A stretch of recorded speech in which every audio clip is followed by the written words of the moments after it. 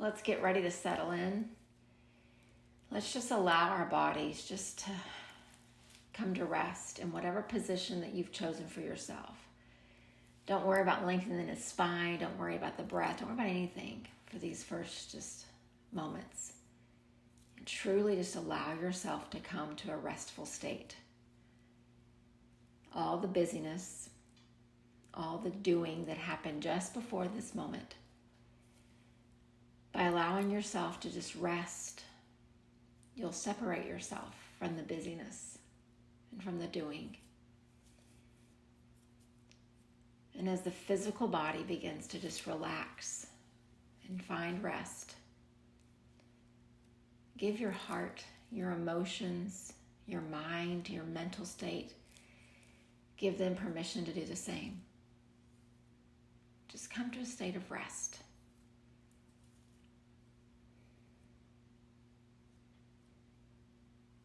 And then I would invite you just to start to notice your breath. However it is that you've arrived, however you've shown up, just get a sense of how that breath feels.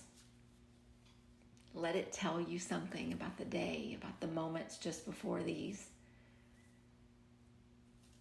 Just find some awareness in the stillness.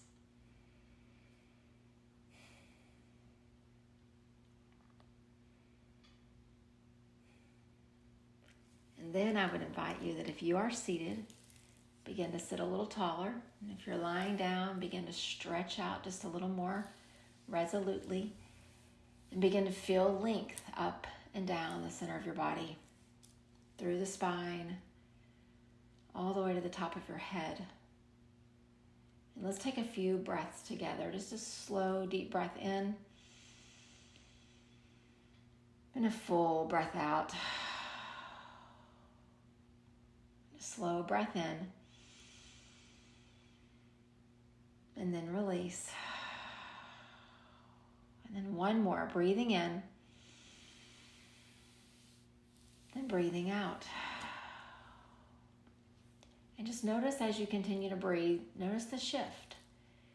We went from a state of busyness, of rushing, to an alarm that goes off, or a reminder that says it's time to meditate, to arriving, to finding rest, and now grounding in the spot where you are, letting that beautiful breath, letting that energy begin to flow just up and down your body.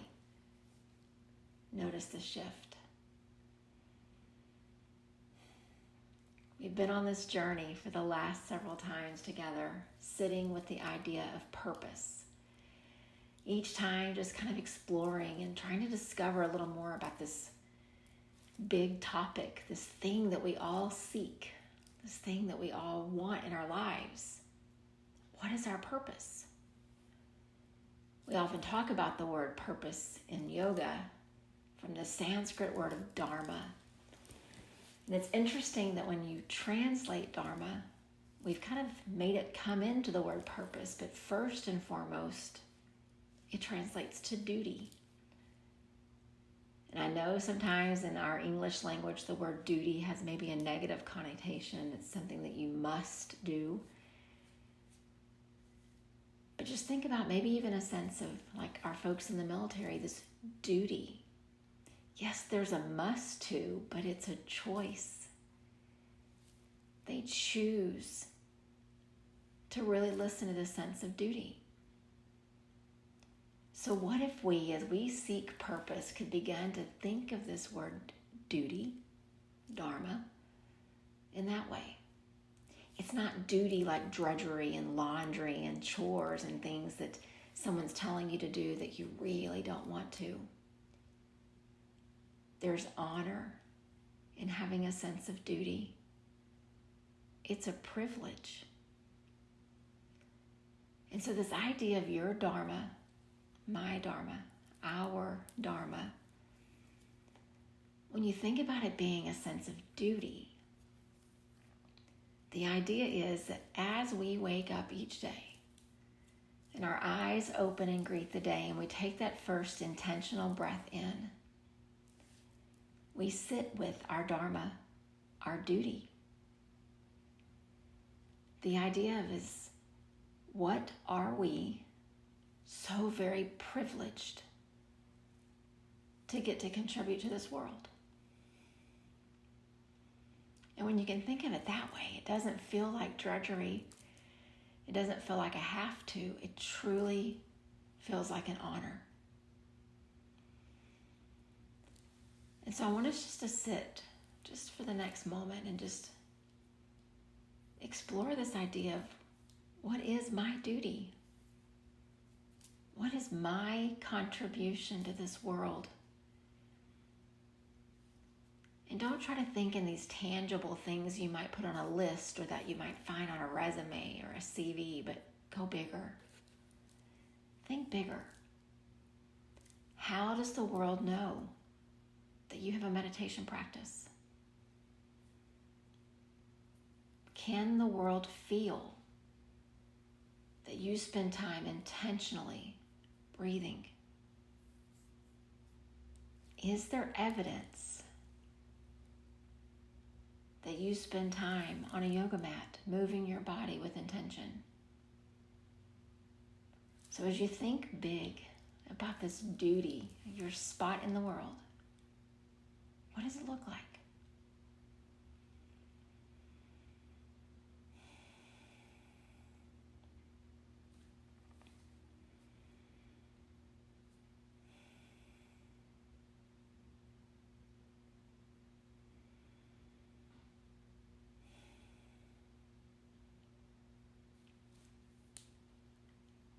And while we do each have these very unique, very personal dharmas that we live out, we often talk in yoga and in study, and when we're looking into the Sanskrit text about this path, we often talk about the big D Dharma and the little d Dharma, with this idea that there are duties that we each personally have based on your gifts and your strengths and your passions and the things that bring you joy and the skills that you have and the place where you are.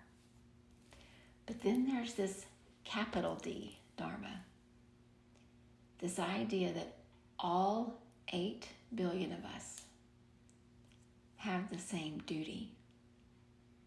And under the umbrella of that big duty or that big Dharma is our little d, the purpose that each of us serves in our own unique, quirky, special way. But for these few minutes that we have today, I want to sit with the big D Dharma. What's the duty of all 8 billion of us? Humanity. What are we supposed to be doing as we live this life and we experience this beautiful existence of what it means to be human? And so I want to just have us sit with one of the most beautiful mantras. Personally, I feel like it's my mantra, and I know for thousands of years folks have felt the same way about it. But I think that this mantra, in its 4 simplistic Sanskrit words, gives us a glimpse of what our collective duty, our collective Dharma is. And so I want to just tell you the Sanskrit words, and then we're going to just kind of sit with the English meaning, and then see as you hear that, what comes across your mind's eye. How do you see this manifesting? In Sanskrit, it says, Loka samasta sukhino bhavantu. Loka samasta sukhino bhavantu. And it's 4 so simple Sanskrit words, but it takes a lot of English words to translate the depth of its meaning. And it says, may all beings be happy and free. And in some way, may I contribute to that happiness and to that freedom of others. That's the big D Dharma.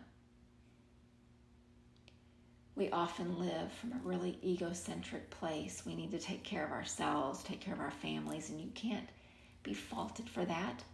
You have responsibilities, you have things that you need to do. But beyond that, we need to start taking our gaze outward. May all beings be happy and free. And I'm going to add some words into the translation and just see, as I speak these words, what images come across your mind's eye. May all beings in different corners of the world with different colors of skin and different languages than mine be happy and free. May all beings who call their Creator by different names than the name that I call mine, or who maybe don't even believe in a Creator at all, may all beings be happy and free. May all beings who come election day think very, very differently than I do. May they be happy and free. May all beings, even the ones who've harmed me, who've hurt me, who've not had my best interest at heart when they act, may they also be happy and free. And may I, as my eyes open that first moment of the morning, and I take in that first intentional breath, may I contribute in some way to the happiness and to the freedom of all of those people. Because there is just one humanity. And as we contribute to the happiness and to the freedom and to the peace and to the love of all of them, we're actually contributing to our own. I know it's hard to think about folks that are not kind to you, or folks whose belief systems hurt your heart, or whose actions you see that they cause damage. Loka samasta sukhino bhavantu. May I contribute to the happiness, the freedom, the peace, the safety, the ease of them all. And so I'd like us just to sit for these next couple of moments, and there's going to be different categories of folks that you struggle the most with applying that mantra to. It's going to be different for each of us. But I would invite you to see that group, the ones that fit into your toughest category.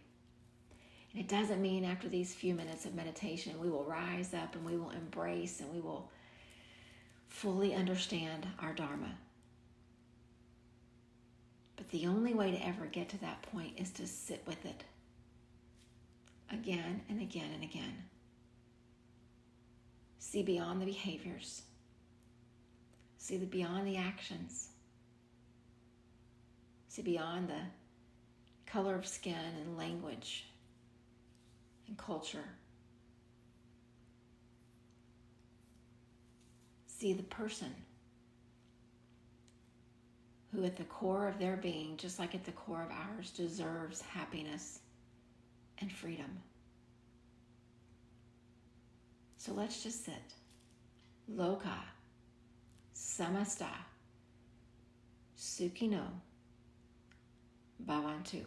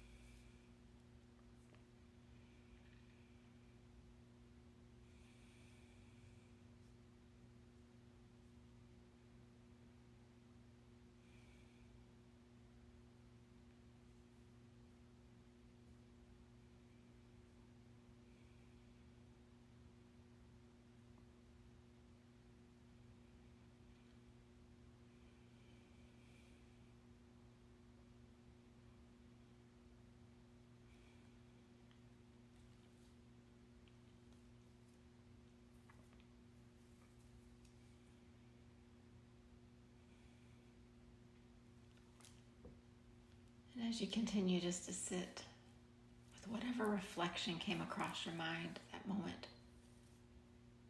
with full awareness of how you feel as you see these things, how you feel as you think about them.